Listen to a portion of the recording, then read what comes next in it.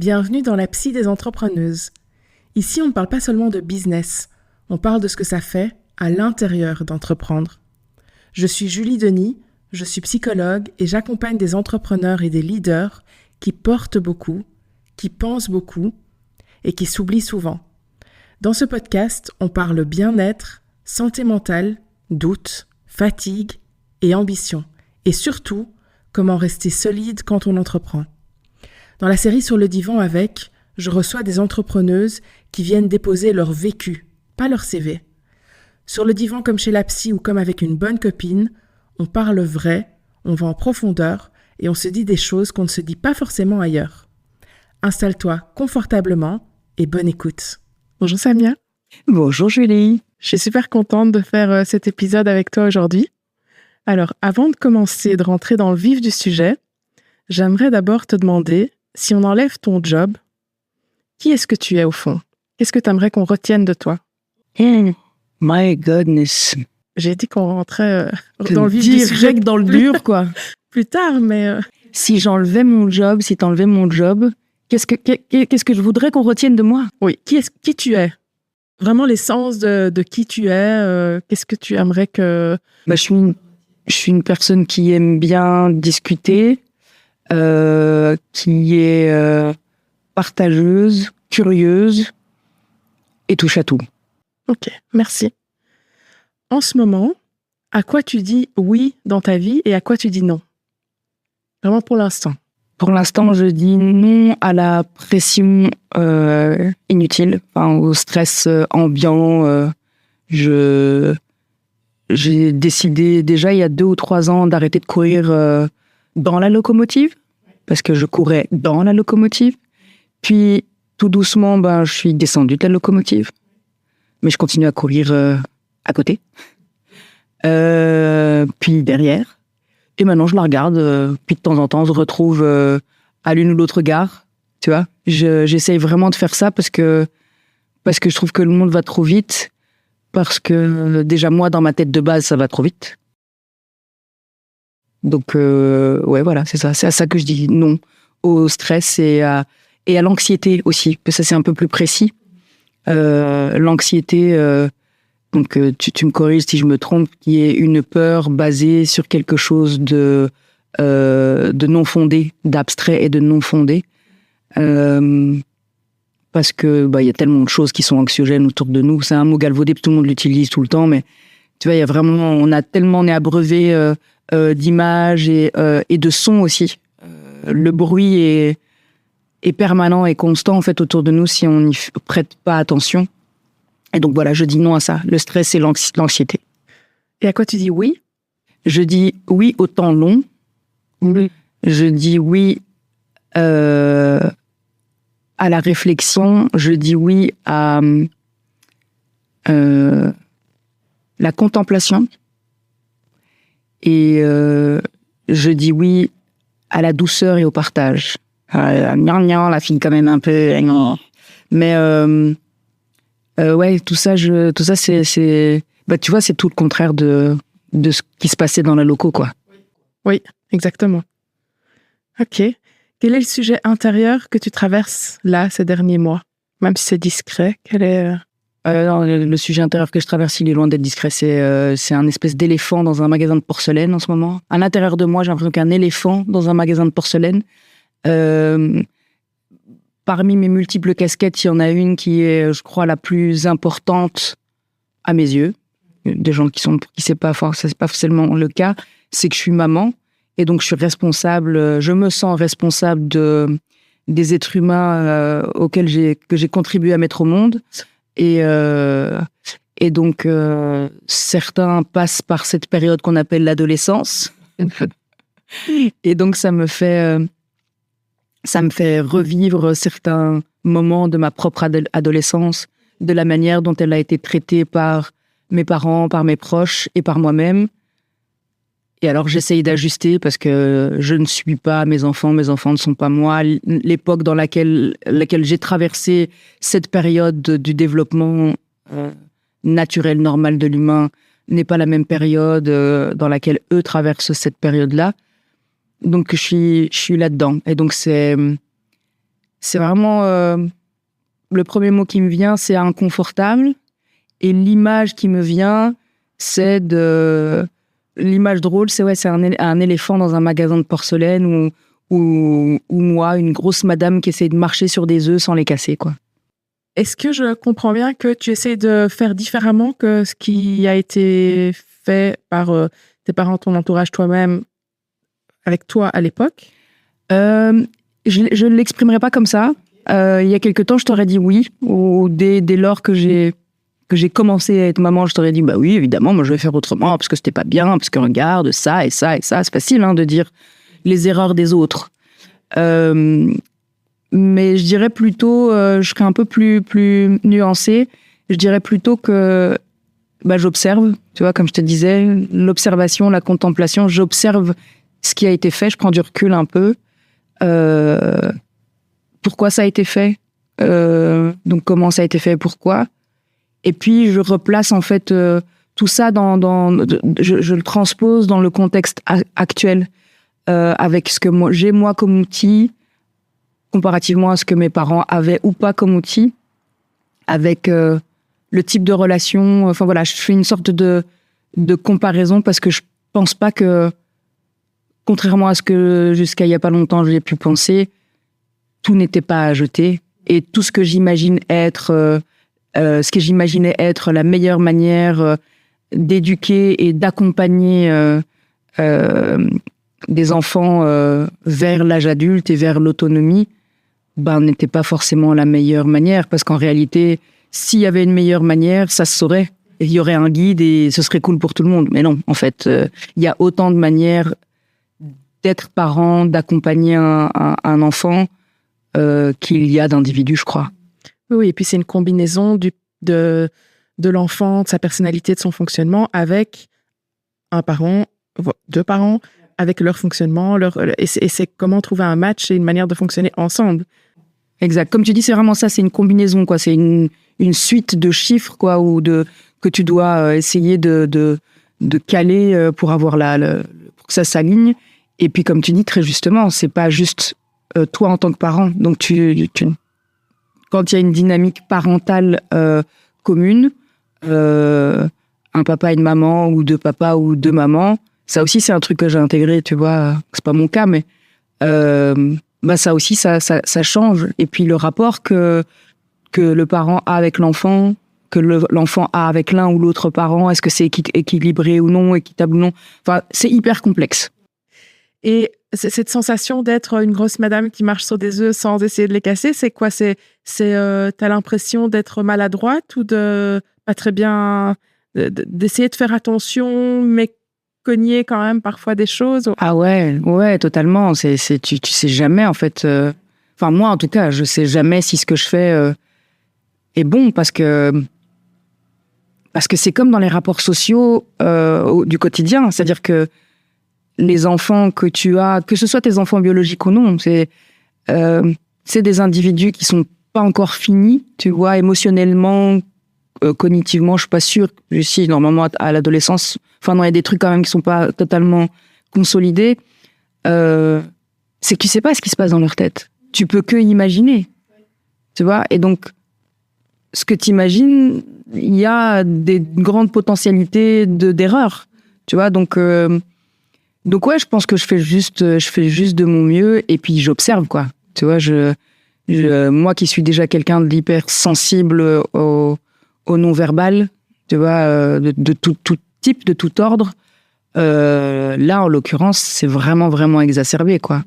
L'humeur, le ton de la voix, le regard, vraiment dans tout, quoi. Comment est-ce qu'il s'habille l'un ou l'autre jour? Est-ce qu'il mange, il mange pas? Enfin, tu vois, vraiment hyper attentive, une espèce d'hyper-vigilance. Mais à côté de ça, parce que en disant tout ça, je me dis, ça semble quand même pas cool d'avoir des gamins. Mais si, en fait, c'est vraiment super cool. C'est comme dans tout. C'est qu'il y a des bons et des mauvais côtés. Mais ce que je me dis aussi quand on doit traverser quelque chose un peu compliqué, et ça, je crois que c'est maintenant aussi dans tous les sujets, c'est que, quoi qu'il en soit, ça va passer. Oui. C'est que tout passe, quoi. C'est une phase, hein. Oui. Tout passe. De quelle manière est-ce que ça, par exemple, bon là c'est l'adolescence d'un de tes enfants, mais un enfant en adolescence? Pour le moment, un qui est dedans et un autre qui rentre. Oui, ok. J'entends que c'est une de tes préoccupations, enfin quelque chose qui se joue intérieurement en tout cas. Quel est l'impact de ça sur ton activité professionnelle en tant qu'entrepreneuse? Ben, ça se nourrit en fait. En fait, ça se nourrit, c'est-à-dire que ma volonté de ralentir, déjà il y a à peu près 3 ans, où je l'ai vraiment entamé concrètement dans la manière de gérer mon agenda, mes rendez-vous, d'accepter ou non des projets. C'est que je vais aux choses qui sont essentielles et fondamentales. Tu vois, je revois vraiment les choses que je fais et les gens avec lesquels j'échange. Je m'interroge sur l'aspect essentiel et fondamental. J'ai plus envie de perdre du temps, tu vois. J'ai plus envie de faire des trucs genre c'est même pas une question de perdre du temps. C'est une question d'être aligné, tu vois. Il y a quelques jours, j'ai croisé des gens que je connais.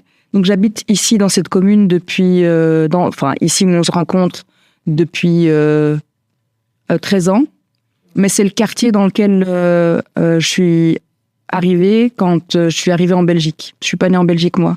Donc j'ai habité il y a à quelques rues d'ici quand je suis arrivée en Belgique. Et donc ça fait 13 ans que je suis dans ce quartier et je connais beaucoup de gens, tu vois, je suis un peu la concierge, quoi, tu vois, du coin, puisque mon atelier, il est sur le coin de ma rue, justement. En été, je laisse ma porte ouverte.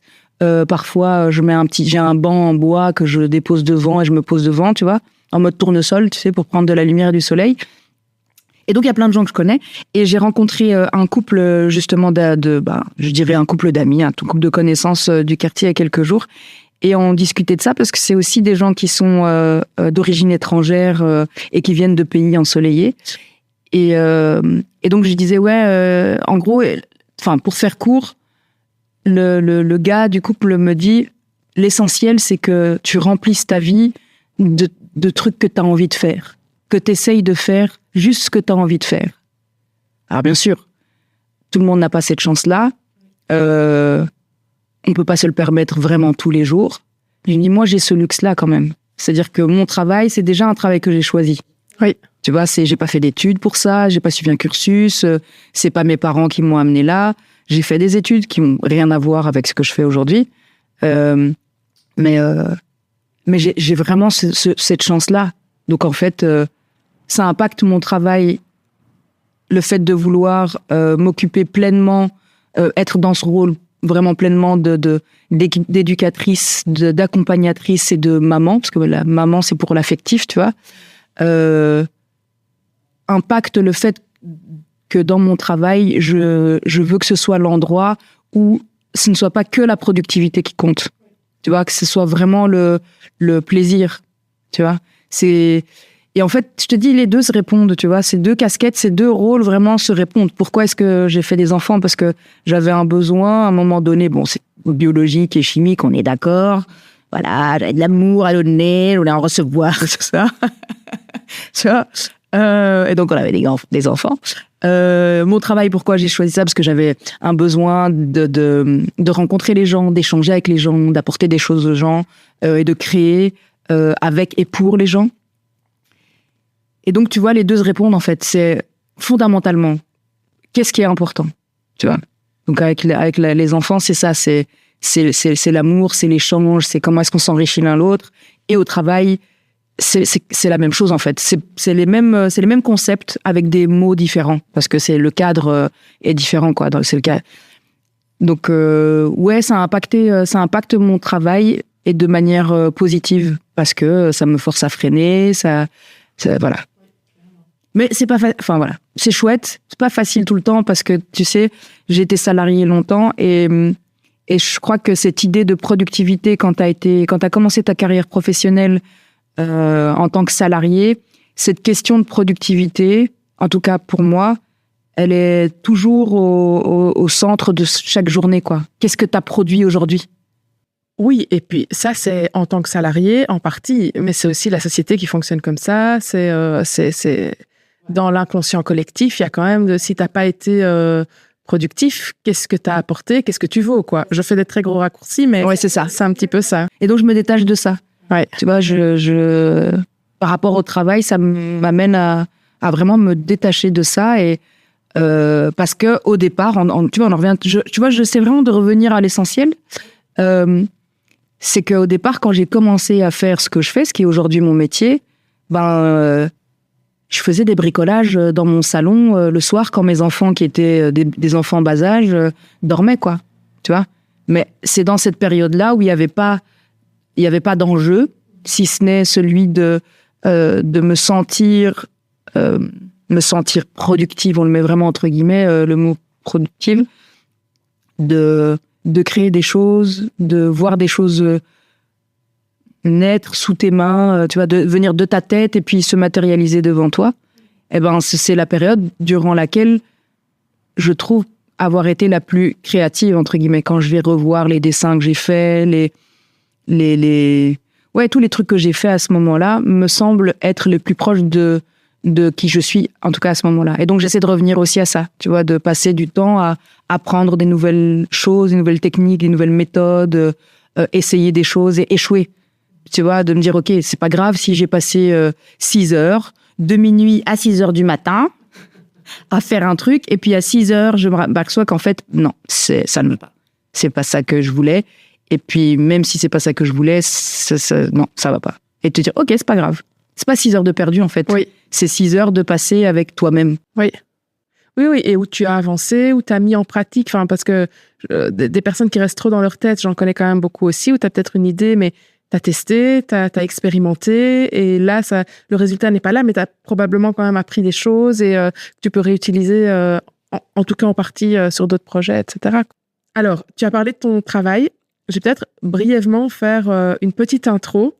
Pratico-pratique, c'est pas l'angle du podcast de parler du parcours et de ce que tu as fait, mais pour ceux qui ne te connaîtraient pas, c'est quand même pratique. Oui, parce que tout le monde ne me connaît pas, évidemment. Pas encore. Alors, tu as étudié le marketing à l'ULB. Pas à l'ULB, mais le marketing, ouais. Okay. Ouais. J'ai étudié le marketing dans une école, ça s'appelait l'Institut des carrières commerciales à Bruxelles. D'accord. Parce que je travaillais déjà. J'ai jamais fait donc j'ai un graduat et j'ai un master. Et en fait, j'ai jamais rien fait en cours du jour. J'ai toujours tout fait en cours du soir, en accéléré, en plus du travail, ouais. Ce qui demande aussi beaucoup de courage et de persévérance, je pense. Ouais, de la persévérance, certainement. Du courage, je pense pas que ce soit vraiment du courage. Je pense que c'est juste une manière de fonctionner. C'est-à-dire avoir été en cours du jour... à l'époque, en tout cas, ça n'aurait pas été jouable pour moi. Aujourd'hui, il y a plein de trucs. Je pense que dans quelques années, je reprendrai des études. Et là, je me réjouis d'avance quand je m'imagine, tu sais, travailler, être en bibliothèque, le temps long, tu vois. Tu as travaillé dans le prêt-à-porter, dans un premier temps, et tu travailles comme styliste, costumière, directrice artistique depuis 2017. Si LinkedIn m'a donné les bonnes informations. Pour des personnes des personnes qu'on connaît, comme Cécile Djounga, les frères Taloche, Fanny Gendrin, Sarah de Padua, Laure Fournier, j'en cite quelques-uns. Il y en a probablement encore plein d'autres. Pour des émissions aussi comme C'est toujours pas sorcier, On n'est pas des pigeons, Drag Race Belgique, The Voice, The Dancer Belgique. Ouais. Tu as aussi travaillé comme responsable formation pendant 4 ans, où tu donnais aussi des ateliers d'image de soi avec le vêtement comme outil de communication non verbale. On y reviendra, ça, mais... et puis, entre-temps, tu as aussi un podcast, Déshabillez-vous, Déshabillez-vous. Joli jeu de mots, j'aime bien les jeux de mots. Et tu es aussi chroniqueuse depuis septembre, ouais, sur le 6-8, sur Vivacité. Tu me refileras tes notes parce que je ne sais pas, moi. Ouais. Ouais, c'est LinkedIn qui te dit tout ça? C'est LinkedIn qui m'a dit tout ça. Ah ouais, je mets quand même pas mal de trucs sur cette plateforme, moi qui pensais que c'était celle qui était la moins la moins alimentée de mes plateformes réseaux sociaux. Tout est vrai, tout est juste, c'est ça. Alors peut-être rapidement, qu'est-ce que ça signifie être styliste, costumière, directrice artistique? Parce que styliste, je t'ai entendu expliquer dernièrement, c'est styliste dans le sens anglo-saxon du terme. Mais est-ce que tu peux expliquer peut-être brièvement ce que c'est exactement? Alors ça fait depuis la rentrée ici, depuis le mois d'août, août 2025, je réfléchis à la manière justement d'expliquer comment je travaille, d'essayer d'extraire et de mettre en mots ma méthodologie, ce qui est important pour moi dans mon travail. Et donc, je vais répondre à ta question en utilisant les termes ce que j'ai mis dans mon shaker pour le moment. C'est que je suis styliste pour les gens qui souhaitent... je permets aux gens qui souhaitent véhiculer une image ou un message de le faire au travers de leurs vêtements. Donc, par exemple, toi, Julie, t'es psy et t'as envie de paraître, d'avoir l'air comme l'une des questions que tu m'as posées. Qu'est-ce que t'as envie que les gens retiennent de toi? Quand ils te rencontrent, t'as envie qu'ils retiennent quoi? Si tu me dis, ouais, moi je veux qu'ils retiennent que je suis quelqu'un de gentil, de vraiment à l'écoute, d'empathique, alors on va travailler les formes des vêtements que tu vas porter, on va travailler, et en fonction aussi de toi. Toi, qu'est-ce qui est important pour toi? Tu vois, parce que le vêtement, c'est quand même ta deuxième peau. Il faut que tu sois confortable. Et à partir du moment où tu es confortable dans ton vêtement, il soutient ton discours. Tu vois? Donc voilà, c'est ça que je fais. Et je le fais différemment, dépendamment de la personne, du contexte et de son audience. Mais tout le monde fait ça, parce que tout le monde s'habille. Oui, bien sûr. Mais donc, ça veut dire que tu sélectionnes des habits qui existent, tu en crées aussi, je te vois parfois créer des choses. C'est les deux. Ouais, je fais les deux. Ouais. Je fais les deux. Mais je suis pas designer de mode, quoi. Tu vois, parce que... Oui, tu vas pas créer toute une collection, mais tu peux créer quelque chose ou créer des accessoires ou ou rajouter des choses sur un vêtement existant. Voilà, ça, c'est ce que je peux faire. C'est de la customisation. C'est marrant parce qu'il y a peu de mots francophones. Il faudrait que je me renseigne pour essayer vraiment de trouver les mots en français, tu vois, pour désigner toutes ces choses-là. Mais voilà, je vais créer un accessoire ou modifier un accessoire. Je vais créer un vêtement, mais qui va pas être un vêtement où il y aura de la technique, tu vois. Quelque chose de très très simple techniquement parce que c'est un métier et que c'est pas le mien de concevoir et de designer puis de concevoir, de faire un vêtement. C'est vraiment un métier à part entière. Je vais assembler des choses, je vais les modifier. C'est ça que je fais en fonction de la personne qui va porter et de ce qu'elle veut véhiculer au regard de ceux qui vont être en face d'elle. Et donc, je le fais pour des personnalités publiques, je le fais parfois pour des particuliers, mais beaucoup, beaucoup moins. Je l'ai fait pour des personnalités politiques. Ça, j'en parle peu parce que comme je te le disais en off, ma position professionnelle, je pense, ne justifie pas que ça, je le partage publiquement. Je le fais pour des personnages. Donc, quand il s'agit d'un film, d'un clip ou autre, c'est des personnages. Si c'est pas une personne, c'est un personnage. Et là, dans quelques semaines, je vais commencer à travailler aussi sur des personnages de théâtre dans une pièce où c'est une réadaptation de 1890, une réadaptation autrichienne d'une pièce autrichienne et qui est finalement hyper moderne, quoi. Tu vois, le sujet est hyper moderne. C'est fou parce que ça fait plus de 100 ans que le truc a été écrit. Et donc là, il y a une vraie recherche de faire coïncider le vêtement avec la personnalité du personnage, quoi. J'aurais encore envie de te poser 1000 questions, mais on gardera ça pour un autre épisode. Je vais repasser sur qui tu es, plus que ce que tu fais. Quand tu repenses à toi, enfant, quelle image te revient? Qu'est-ce que tu étais en tant qu'enfant? C'est marrant, je me suis posé cette question-là il n'y a pas longtemps. Je pense que j'avais compris qu'il y avait un moule et que c'est dans mon intérêt de rentrer dedans. Ok. En même temps, il y avait 2-3 brèches dans ce moule où il y avait moyen de faire du bruit et faire un peu plus de lumière. Et dès que l'occasion se présentait, je faisais du bruit au travers de la brèche ou je faisais de la lumière, tu sais, genre en mode clignotant comme ça. De quelle manière? Je crois que j'avais déjà non, je crois pas. J'avais déjà une super affinité, une appétence en tout cas pour le vêtement et pour ce que ça pouvait raconter. J'étais très consciente et sensible à ça. Et donc, je me souviens par exemple, quand j'étais est-ce que c'était primaire ça ou maternelle? Je crois que c'était primaire, à mon avis, peut-être première primaire, ouais. Je crois que c'était première primaire. C'était avec, je me souviens même du nom du prof, quoi, Monsieur Framboisier. Dédicace, il nous écoute.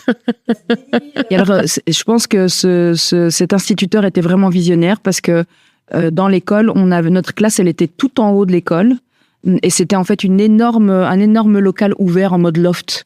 Et il avait aménagé différents endroits en mode Montessori, quoi. Tu vois, d'aujourd'hui. Et on avait un espace qui était un espace actualité. On avait un espace informatique. C'était le tout début. Ouais, c'est sûr, c'était le début. Et je crois que sa méthode d'enseignement était vraiment particulière parce qu'un jour, la télé est venue dans notre classe. Tu vois. Et alors, moi, mon père, il travaillait dans l'Horeca. Et je sais pas pourquoi, un jour, à mon avis, il a dû travailler sur un, comment on appelle ça, les événements privés, tu sais, dans les restos, un banquet, voilà. Il devait y avoir un banquet, parce qu'un jour, il s'est ramené, il y avait des gants blancs, tu vois. Donc, ça devait être un banquet, il a dû bosser là-dedans. Et donc, il y a des gants blancs à la maison, tu sais, des tout fins, comme ça, les trucs pour le service, quoi, quand t'es maître d'hôtel. Et en fait, j'avais récupéré les gants, je trouvais cet objet, mais incroyable. Des gants blancs, quoi. Donc, c'est pas des gros gants en laine ou des moufles ou quoi. Et je me souviens que le jour où la télé est venue, j'ai pris mes gants blancs. Et donc, je faisais tout pour répondre aux questions, tu vois, et lever ma main avec mes gants blancs pour qu'on me voie, tu vois. Aujourd'hui, qu'est-ce qu'il y a encore là de cette petite fille?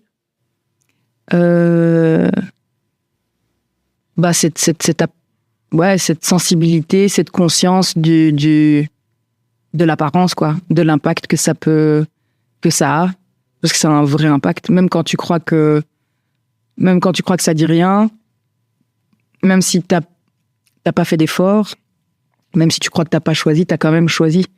Et ça c'est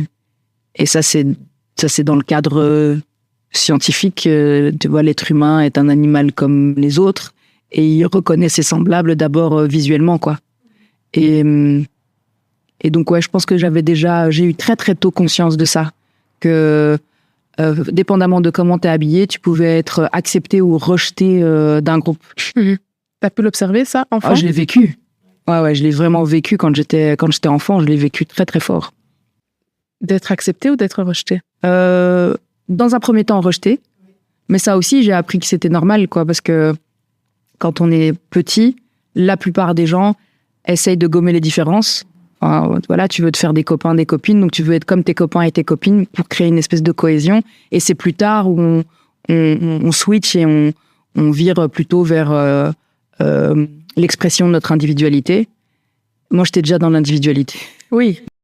Tu dis plus tard, pour certains, c'est compliqué toute la vie d'affirmer son individualité, de ne plus vouloir s'effacer et se fondre dans la masse. Je suis un peu nombriliste. J'ai l'impression que tout le monde est comme moi. Non, je pense que peut-être dans les milieux dans lesquels tu es, ou plus artistiques, dans l'entrepreneuriat, là, c'est peut-être plus le cas. Mais dans la population générale, je vais le dire comme ça. Oui, et puis même quand bien même maintenant, quand tu dis ça, je me dis, mais ça dépend, encore une fois, il n'y a pas de... On a toujours quand même envie de montrer qu'on est un peu différent d'une manière ou d'une autre, tu vois. Mais sinon, oui, ça c'est... Je l'ai vécu très très fort en étant enfin, dans le rejet en étant petite. Et puis, à l'adolescence, je me dis, tiens, le fait d'être différente, ça marche. Mais là, j'étais encore en train de négocier, tu vois, de dealer avec ça parce que parce qu'il fallait, c'était la mode, je sais pas de quelle paire de chaussures, tout le monde portait des jeans de je sais pas quelle couleur et de je sais pas quelle marque. Alors ouais, j'aimais bien, mais j'avais pas forcément la possibilité, les moyens. Et puis que finalement, ce que j'avais, était pas mal non plus et que ça me distinguait. Et je crois que c'est vraiment au début de l'adolescence que j'ai expérimenté cette théorie bourdieusienne de la distinction, sans savoir qu'elle existait, et qui a clairement été un élément central en fait dans toute ma vie, dans toutes les activités professionnelles que j'ai pu avoir. C'est qu'en fait, quand tu te présentes avant même d'avoir ouvert la bouche, ton vêtement, il a dit déjà blindé de choses à ton sujet. Quand tu parles d'être rejeté, d'être accepté en fonction, entre autres, des vêtements, on parle aussi de regard des autres sur soi. Dans ton enfance, c'était comment le regard des autres sur toi? Alors, je parle pas seulement des copains, copines de classe, mais de manière générale. C'était très dur. Ouais, c'était très, très dur. Mais ça, c'est lié, probablement, je pense, c'est lié à l'éducation et au rapport avec les parents, tu vois. En tout cas, les personnes proches. Comme je t'ai dit, j'ai répondu à une de tes questions, comment est-ce qu'elle était, Samia, quand la petite fille que j'étais. Il fallait rentrer dans le moule, pas faire trop de bruit, pas être trop visible, mais en même temps, tu vois, tu veux quand même qu'on sache que t'es là. Par la suite, ça a donné lieu, à mon avis, à une sensation de... le fait de pas pouvoir être trop visible, à un moment donné, peut-être s'apparente à une forme de rejet, tu vois, et que donc, par la suite, j'ai dû pallier ça en me disant, OK, une forme de recherche de validation et d'amour et de reconnaissance. Et je crois que c'est cohérent parce que de mes observations, mes humbles observations, c'est que tous les gens qui font des métiers créatifs où on voit, si ce n'est qui ils sont, ce qu'ils font, et c'est ce qui est essentiel, sont en recherche de cette reconnaissance. Parce que sinon tu fais des trucs dans ton coin et t'en parles à personne et on s'en fout, quoi. Oui. T'as des frères et sœurs? Ouais. Combien? Tu te situes où dans la fratrie? Je suis l'aîné. Ok. Et en tout, on est 6. Ok. Et ça, de quelle manière est-ce que ça a influencé ton enfance, le fait de devoir rentrer dans le moule? Souvent on dit, l'aîné a quand même plus de responsabilités. C'est un peu des clichés, mais dans beaucoup de familles, c'est quand même comme ça. L'aîné a plus de responsabilités, l'enfant le plus responsable. T'es une fille en plus. Est-ce que ça a joué aussi dans cette obligation ou la sensation, en tout cas, d'être obligé de rentrer dans le moule, de faire d'une certaine manière? Souvent, les derniers de la fratrie, il y a moins cette pression-là. Ça, je sais pas, parce que ça, je n'ai pas, j'ai pas conscience que le fait d'avoir été l'aîné a conditionné une manière d'être ou de faire. Mais par contre, je sais que le fait que je suis l'aîné et certaines choses que j'ai faites et ma manière d'être a fortement impacté mes frères et sœurs. Ah oui. Donc je sais que il y a plein de choses que j'ai faites, des choses que j'ai dites qui ont affecté leur vision du monde ou des choix qu'eux-mêmes ont fait et ça par contre je m'en rendais pas compte. Ça je le sais parce que c'est eux qui me l'ont dit à un moment donné au détour d'une conversation qui était pas forcément basée là-dessus et où je me dis quand même il y avait quand même un impact en termes de j'allais dire d'exemplarité, mais c'est peut-être d'exemplarité ou de référent autre que les parents. Oui, c'est ça. Ça te fait quoi, du coup, aujourd'hui, de savoir ça? Pour les bonnes choses, évidemment, je suis contente, parce que je me dis, c'est cool. Ça flatte l'ego. Voilà. De se dire que tu as pu impacter positivement l'existence d'individus qui sont pas tes individus, c'est pas de tes enfants, c'est pas les miens, tu vois. Et puis pour d'autres choses, évidemment, je suis un peu moins fière, quoi, parce que bon, il y a des trucs que je disais des trucs que je disais qui les ont impactés pas positivement. Une anecdote, par exemple, qu'un de mes frères m'a dite, c'est que quand il parlait l'arabe quand il était petit, ou quand il parlait néerlandais, je sais pas, mais quand il parlait une autre langue que le français, je me moquais de lui. Enfin, je me moquais de son accent. Je trouvais qu'il avait. Enfin, ouais, je me souviens pas de ça. Et il m'a dit il y a pas longtemps que ça l'avait longtemps complexé. Je sais plus si c'était mon frère ou ma sœur. Je sais plus. Ou c'est les deux, je crois. Je crois que c'était les deux. Je crois que c'était carrément les deux. Je crois que c'était les deux. Donc voilà que je riais de leur accent, parce que moi j'avais un very good accent, tu vois, dans toutes les langues que je pratique, parce que j'ai une oreille absolue pour les accents. Et voilà, donc voilà, c'est ça que ça fait. Je sais qu'il y a des trucs bien et des trucs moins bien, et ça nous ramène à l'éducation des enfants et à la parentalité. Oui. Et toutes les relations, finalement. Exactement. Il y a des trucs que tu sais, tu as conscience de ce que tu fais et de l'impact que ça peut avoir, et d'autres trucs, voilà, tu te rends pas compte parce que tu te rends pas compte. Oui, c'est ça. Oui, on peut pas se rendre compte de tout non plus. Enfin, on n'est pas parfait, malheureusement. Alors, on dit souvent que l'entrepreneuriat, c'est le meilleur... Enfin, je dis souvent que l'entrepreneuriat, c'est le meilleur chemin de développement personnel. Ou en tout cas, c'est un chemin de développement personnel. On est quand même beaucoup confronté à soi. On se prend des murs, on fait face à nos propres fonctionnements, nos limites, nos croyances, nos forces aussi.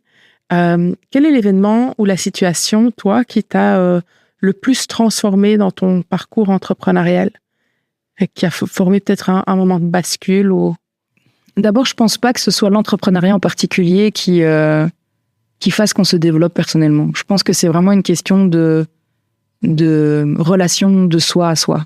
Okay. Tu vois, si on a cette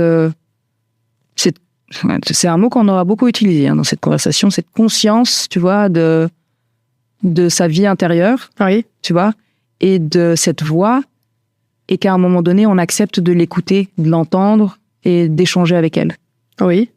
Et donc, je pense que quand tu es dans le salariat, on revient à cette histoire de moule, tu rentres dans le moule, tu rentres dans les rangs, tu vois, et donc tu fais ce qu'on te dit quand on te le dit comme on te le dit, ce qui laisse peu de place à la réflexion. Oui. Tu vois.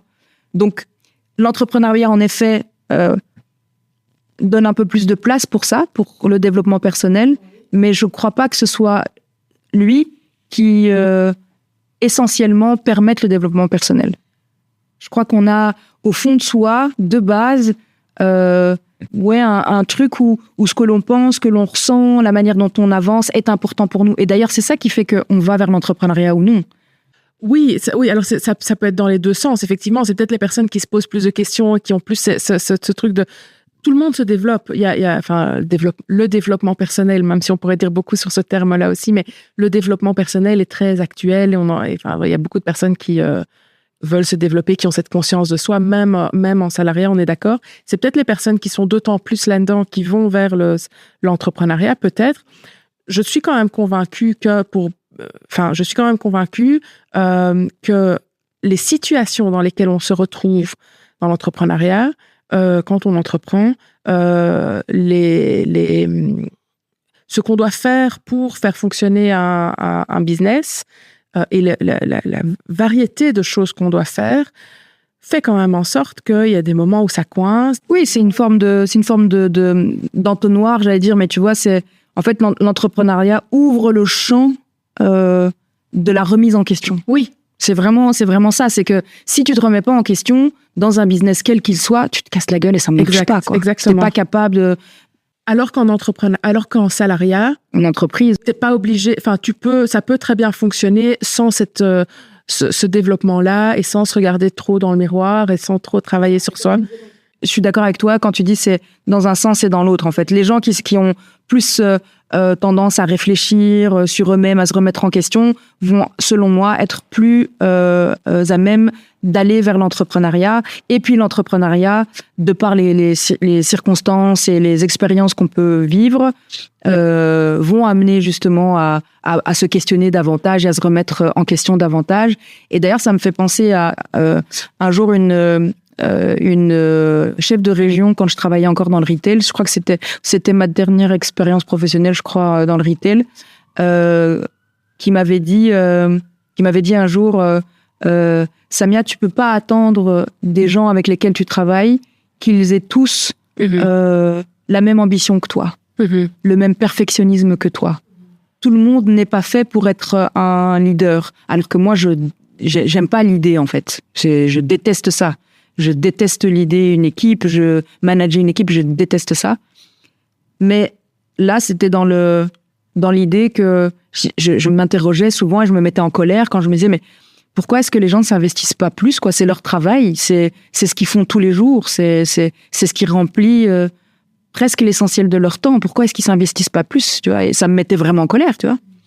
Et alors elle m'avait dit, bah non, tu peux pas attendre des gens. Il y a des gens, ils viennent, ils font leur 8 heures, ils se cassent et puis ils pensent plus à toi, quoi, tu vois. Alors que moi, c'était tout l'inverse. Donc voilà. Pour toi, quel est l'événement, la situation qui t'a le plus transformé dans ce parcours entrepreneurial? Je crois que c'est l'élément déclencheur, en fait, parce que depuis, ça reste quand même finalement assez organique et ça me plaît bien. Mais je pense que c'est vraiment l'étincelle. C'est-à-dire que moi, j'avais tout le carburant, j'avais l'envie et puis j'ai rencontré quelqu'un qui a été l'étincelle, tu vois. J'ai rencontré Cécile Djounga et c'est elle qui a été l'étincelle qui m'a amené à travailler, à faire ce que je fais, mais dans le cadre de l'audiovisuel et des médias, là où je le pratique maintenant, tu vois. Si tu veux, j'étais devant la porte, tu vois, et un jour elle s'est pointée, elle m'a dit « j'ai la clé ». Et c'est quand tu as commencé à l'accompagner, j'allais dire, mais à l'accompagner elle, que tu t'es lancée comme indépendante?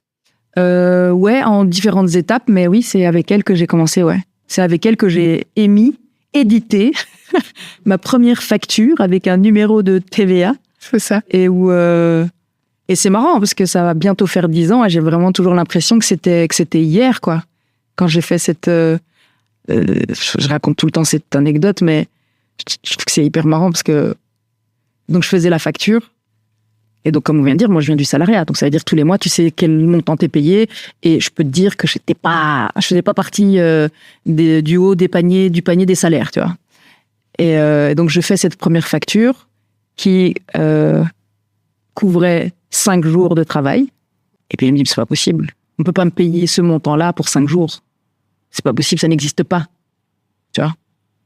Ça n'existe pas. Surtout que moi, à l'époque, c'est mon premier truc, donc je savais même pas comment valoriser ce que je savais faire.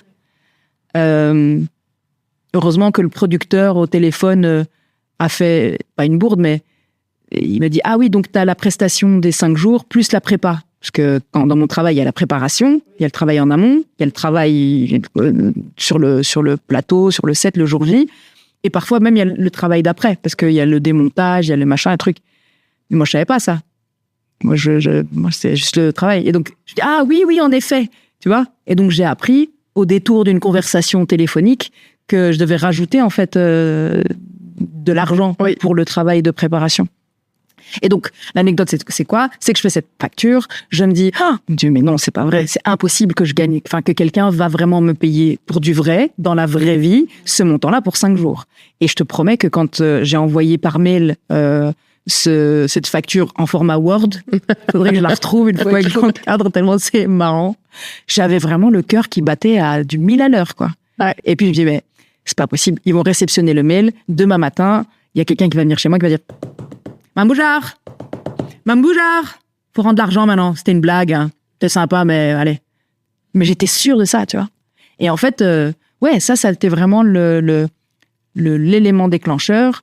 Quand cet argent est arrivé sur mon compte et que personne n'est venu frapper à ma porte pour le récupérer, je me suis dit, maintenant, il faut que je quitte ma cuisine pour travailler. Parce que je travaillais dans ma cuisine, mon salon, je poussais les meubles, enfin, tu vois. Ouais. Et j'ai loué l'espace dans lequel je me trouve ici depuis 8 ans. Avec ce montant, il y avait que ce montant-là. Après, c'était pas 10 millions d'euros, hein, les gars. Voilà. C'était de quoi tenir le loyer pour 3 mois.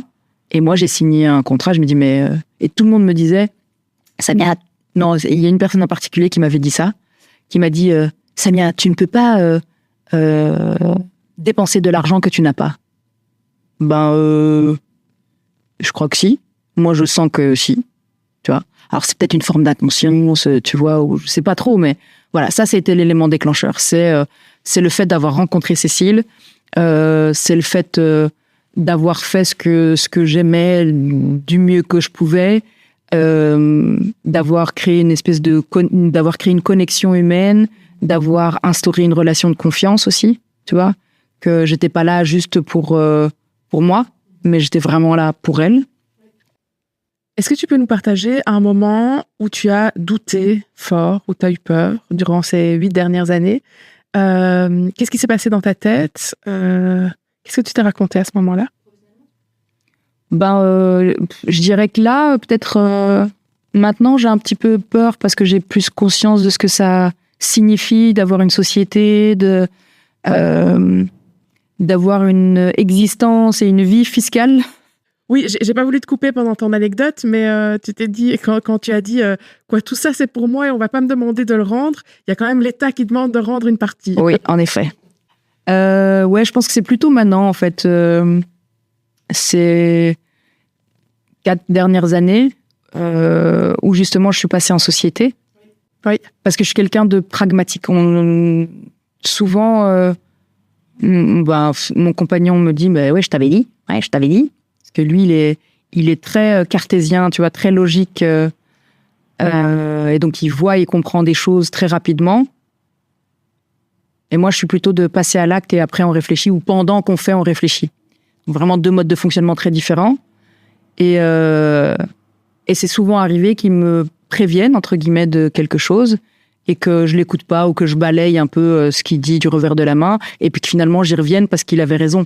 Mais j'ai besoin d'expérimenter les choses et finalement j'apprends en me trompant. Et c'est normal. C'est comme ça qu'on apprend. Tu vois, c'est pas... le test and learn. Voilà, il y a vraiment... Je pense qu'il y a... Je sais pas, mais je crois que notre cerveau, il intègre les choses que lorsque tu as dû dealer avec l'échec. Avec... Mais ton cerveau intègre quand tu l'as expérimenté. C'est ça. C'est pas que quand tu l'as imaginé rationnellement, cognitivement, c'est quand tu l'as ressenti, quoi. C'est ça. Et donc ouais, je dirais que c'est plutôt ces 4 dernières années où là, je me rends un petit peu plus compte. J'ai une vision un peu plus adulte, entre guillemets, tu vois, de mon activité, un peu plus business, plutôt. Tu vois, une vision plus business de ce que je fais. Après, c'est l'âge aussi, tu vois, avec la maturité, tu dis, bon, on doit créer un patrimoine quand même, parce qu'après, on va être vieux, tout ça, on va pouvoir courir les tournages ad vitam aeternam. Et c'est quoi qui te fait peur, du coup? C'est très terre à terre. C'est vraiment la gestion financière, c'est le rapport temps-argent. Oui. Parce que finalement, ce qui est vraiment le plus précieux, c'est pas l'argent qu'on a, c'est le temps qu'on a. Oui, c'est ce que tu disais pour faire les choses. Ouais, tu vois. Oui. C'est vraiment le temps qu'on a pour faire les choses. Oui, et en même temps, il y a une réalité réelle, pragmatique, qui fait que, voilà, comme tu dis, le temps, l'argent, comment combiner tout ça et trouver le bon équilibre. Et puis, j'ai pas envie d'être obligée de travailler jusqu'à 67 ans, tu vois. Je trouve que c'est une aberration sans nom, quoi, tu vois. 67 ans. Tu vois, ça veut dire que j'aurai encore plus de 25 ans d'obligation professionnelle, tu vois. Alors, je dis pas que je veux arrêter de travailler demain, c'est pas ça l'idée. Mais c'est surtout, je veux pas être obligée. Je veux pouvoir avoir le choix, être libre. Déjà, là, je suis libre parce que j'ai choisi mon travail. J'ai une chance inouïe de pouvoir gérer mon temps, tu vois. Il y a des périodes où je travaille 15 heures par jour, tu vois. Il y a des périodes où j'en fais 5 par jour et le reste du temps, c'est de la recherche, de la créa, enfin, tu vois. Et donc, il y a ça aussi, il y a cette réalité-là de se dire, non, j'ai pas envie d'être obligée jusqu'à cet âge-là. Je veux pas que le travail soit une contrainte, tu vois. Je veux que ce soit une activité de mon quotidien. Tu vois, normal, quoi, une activité de mon quotidien. Ce truc-là, justement, de développement personnel qui dit, trouve quelque chose que tu aimes faire. C'est quoi la phrase juste trouve, aime ton travail et tu n'auras pas à travailler un seul jour de ta vie ou des trucs comme ça, ou fais de ta passion ton travail et ce ne sera pas, enfin, oui. Oui. Voilà.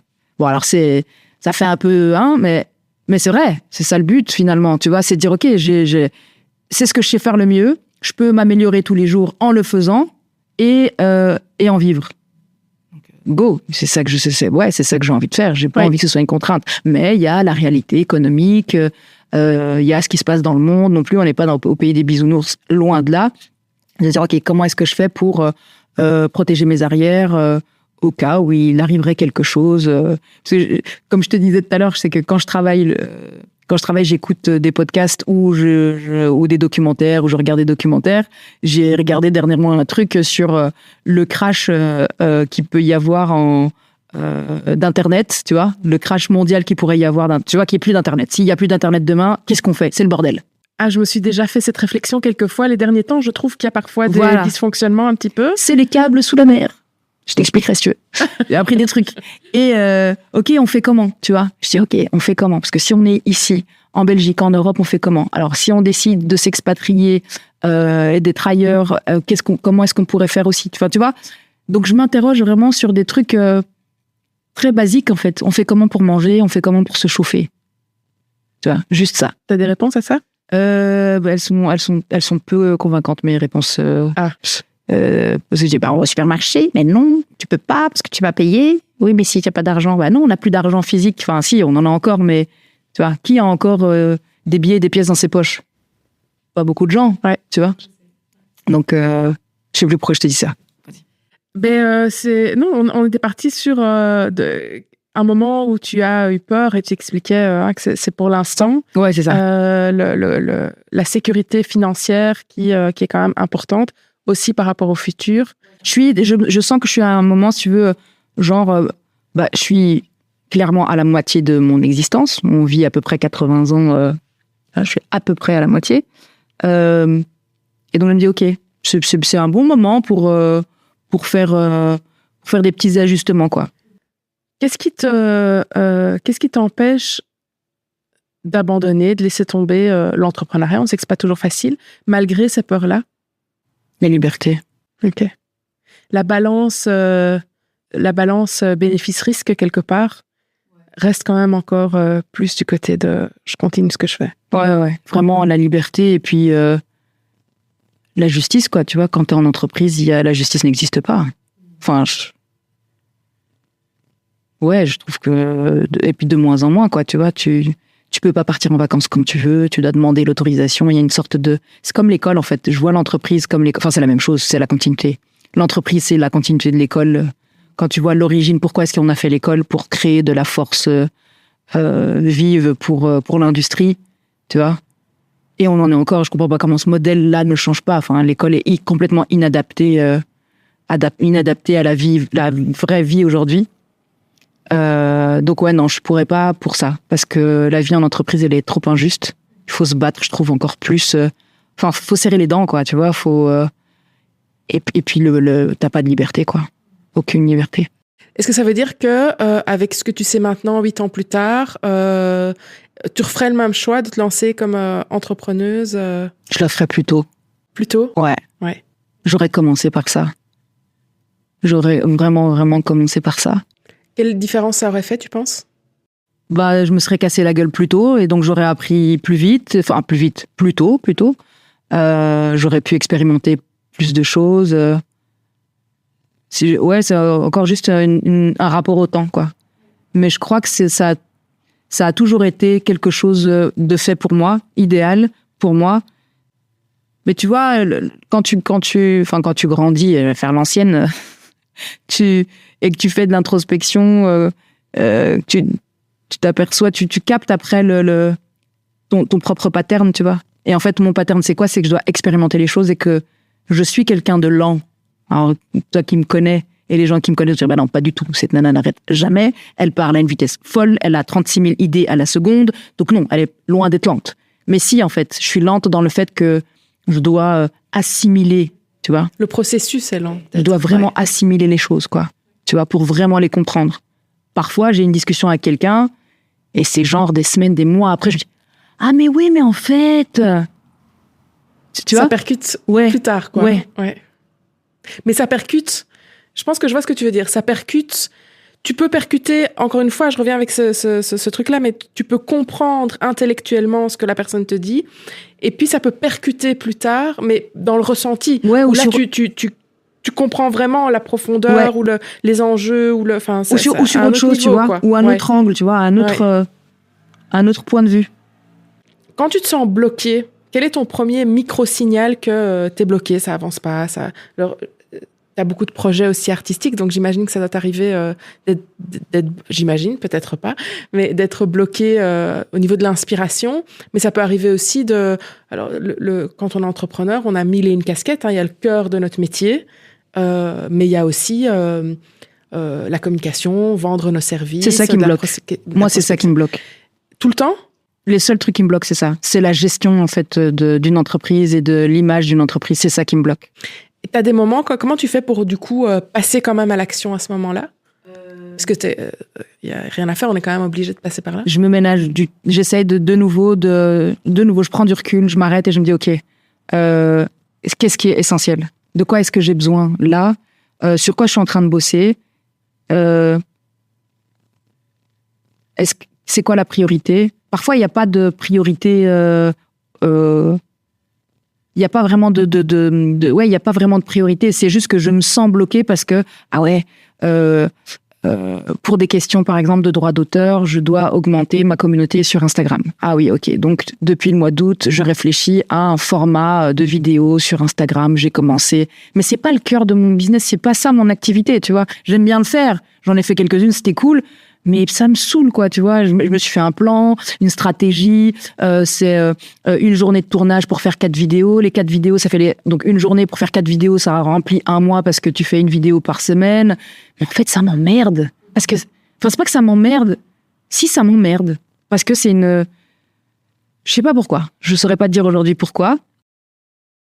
Mais j'ai 10 vidéos qui sont scriptées avec tout, tu vois.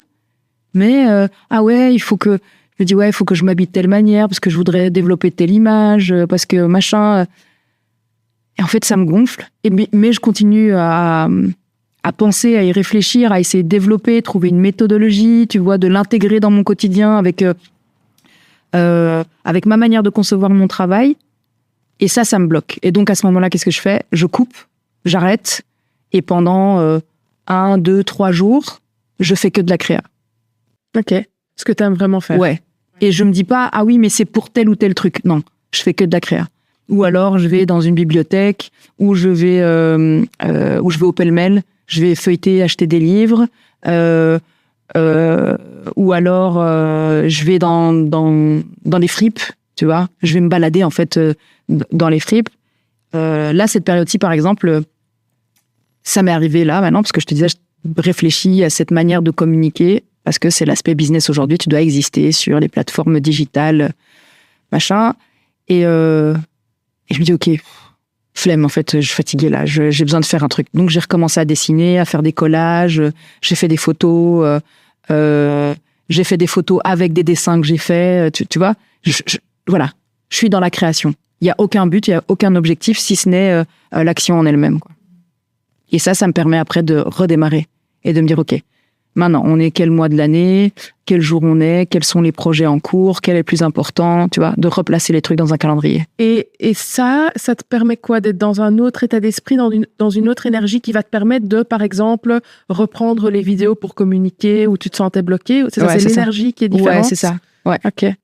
Tu t'es nourri différemment, et ce truc-là que tu as moins, qui te prend plus d'énergie, du coup, l'énergie est à fond, et ça te permet de quand même passer à l'action. Ouais, c'est une sorte de vase communicant, tu vois. Oui. Je remets un peu de force, un peu d'énergie dans la création. Et tu vois, là, par exemple, j'ai appris un nouveau truc par rapport aux vêtements.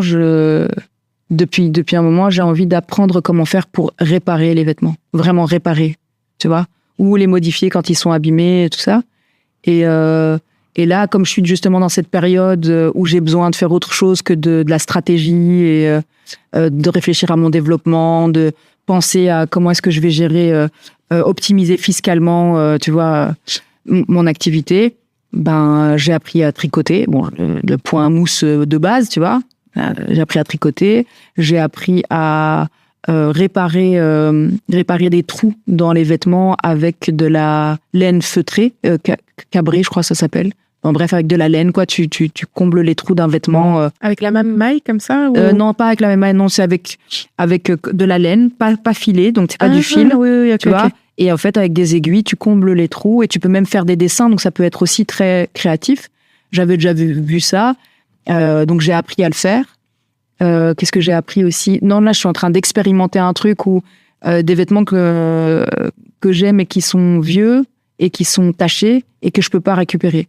Que je suis allée amener à la même meilleure teinturerie de Bruxelles et le gars m'a dit je peux pas vous garantir de le récupérer, mais par contre je suis quasiment sûre à 90% que c'est pas récupérable. Donc voilà, c'est pas. Et donc c'est des pièces que j'essaye de récupérer en les dorant en fait avec des feuilles dorées ou argentées.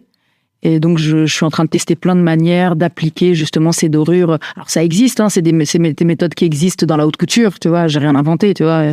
Vêtements avec de la feuille d'or dessus, ça existe, tu vois. Moi, je le fais pas avec de la feuille d'or, je fais avec des feuilles, je sais pas ce qu'il y a dessus. En tout cas, ça brille.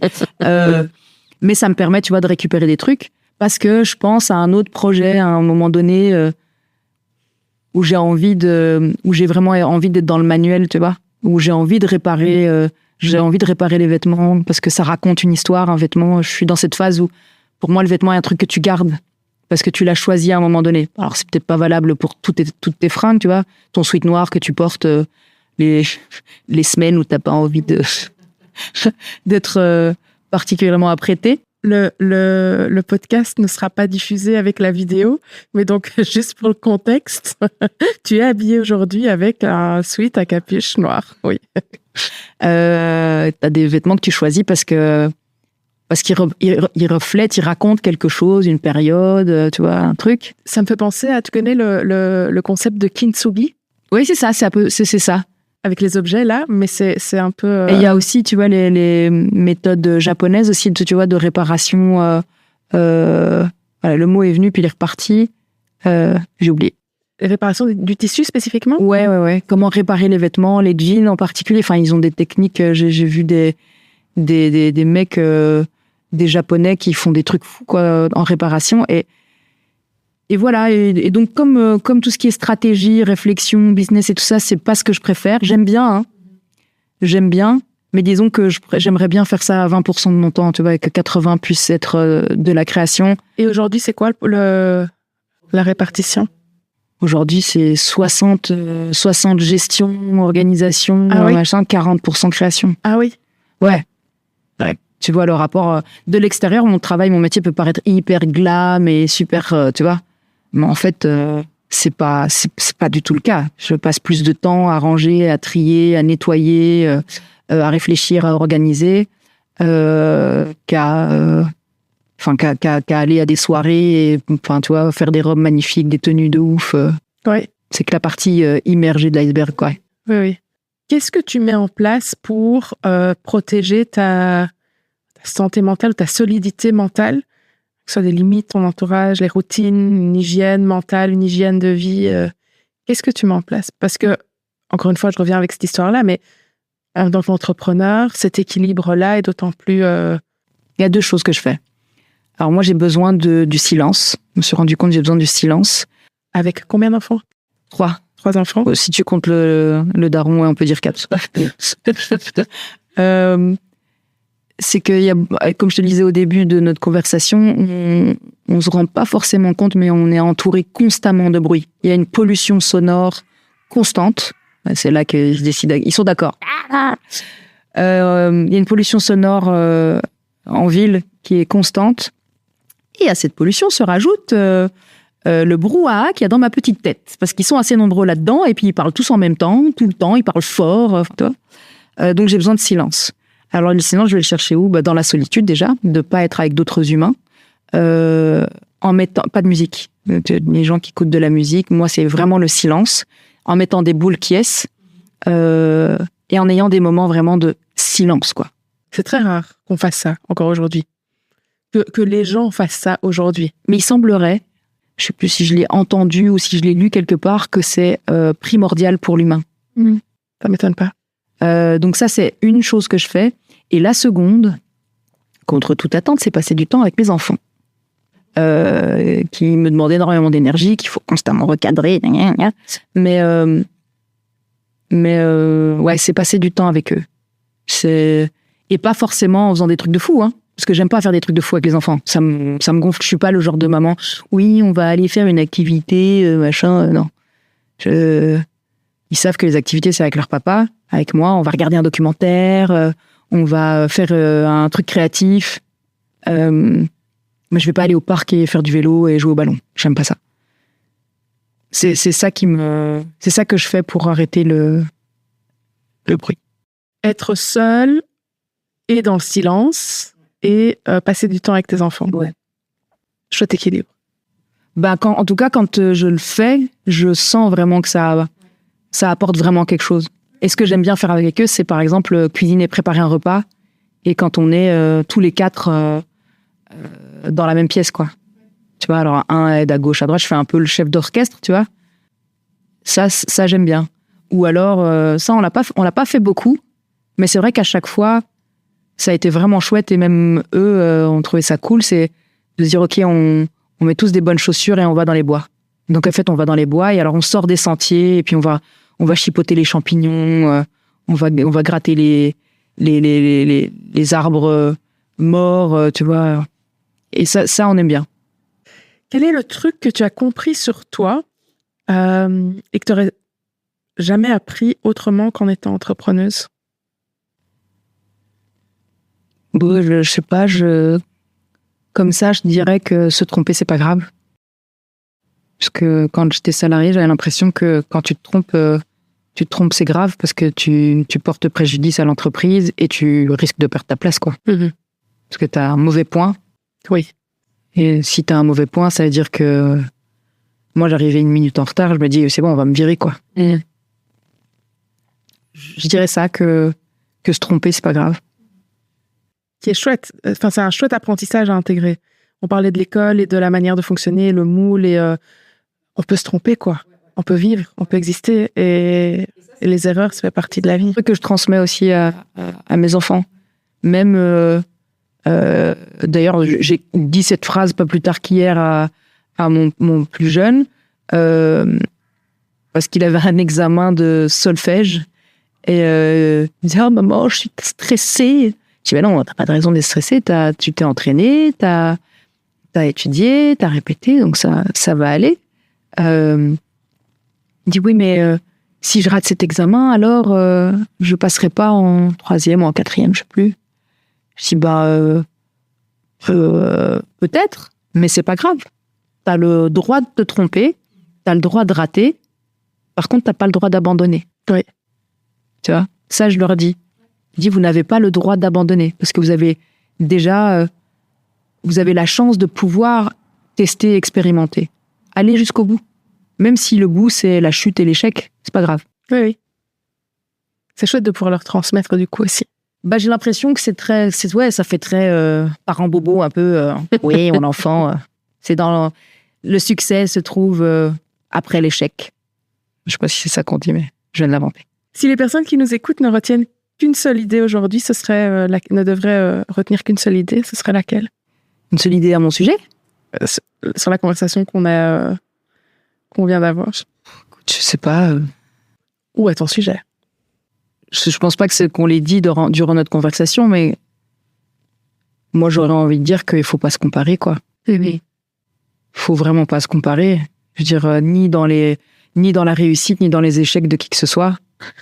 C'est d'y aller, de faire les choses comme on peut, comme on veut et comme on peut. Et puis de s'observer avec bienveillance.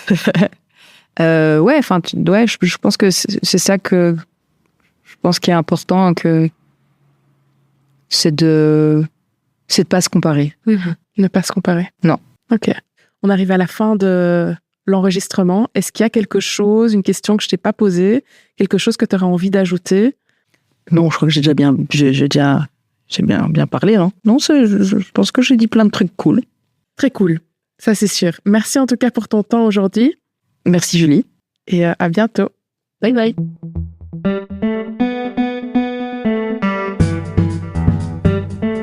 Merci d'avoir écouté cet épisode jusqu'au bout. S'il t'a parlé, touché ou fait réfléchir, tu peux m'aider à faire vivre ce podcast par une note, un commentaire, un partage à quelqu'un à qui ça pourrait être utile. Et abonne-toi si tu veux continuer ces conversations ensemble. Prends bien soin de toi et à bientôt.